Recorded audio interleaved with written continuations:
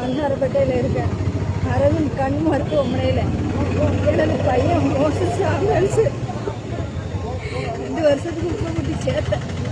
இப்போ 2ஆம் ஆண்டு படிப்பு முடிய போகுது. 24ஆம் தேதி நைட்டு 2:30 மணிக்கு ஃபோன் அடித்தாங்க.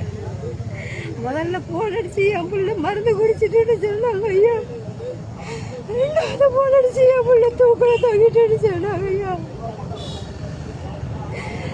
அங்கே போய் பார்த்தபோது என் பிள்ளை அடாதையாக கிடந்துச்சு. இந்த மேனேஜ்மெண்ட்லேருந்து யாருமே பக்கத்தில் இல்லை சாமி, பக்கத்துலவே இல்லை ஒருத்தர். என் பிள்ளை அடாதையாக கிடந்துச்சு.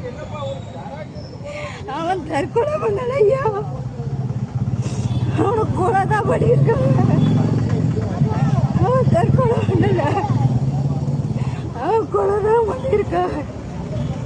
அவன் கண்ணெல்லாம் மண்ணு ஐயா, கண்ணெல்லாம் மண்ணு. என் பிள்ளை சட்டையெல்லாம் மண்ணு சாமி. என் பிள்ளைக்கு நீதி கிடைக்கணும்னு சொல்லி எனக்கு நான் காவல்துறையில் கம்ப்ளைண்ட் கொடுத்துருந்தேன். அது தற்கொலைன்னு சொல்லிக்கிற கோணத்துல தான் விசாரிச்சாங்க. அப்படியே சொல்லி அந்த கேஸை மூடிட்டாங்க சாமி. என் பிள்ளை தற்கொலை பண்ணல ஐயா, கொலை.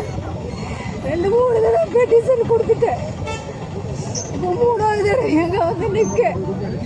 என் பிள்ளைக்கு நீதி கிடைக்கணும்.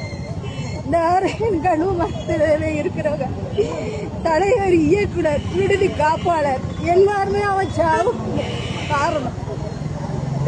எனக்கு சொல்லணும், ஏன் அப்படி நடந்துச்சுக்கிற காரணத்தை எனக்கு சொல்லணும்.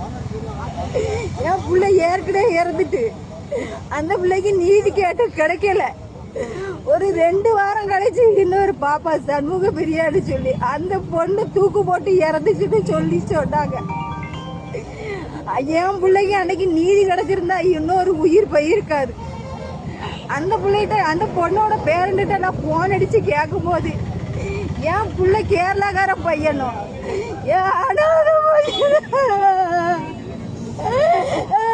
அனாத பையன், அவன் ஹேண்டிகேப்டு மன வளர்ச்சி சரியில்லாத பிள்ளைட விட்டு சொல்லியிருக்கேன்.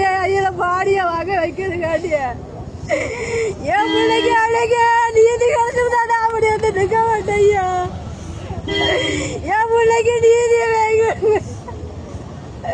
என் பிள்ளை அப்படியே ஒரு பிள்ளையா.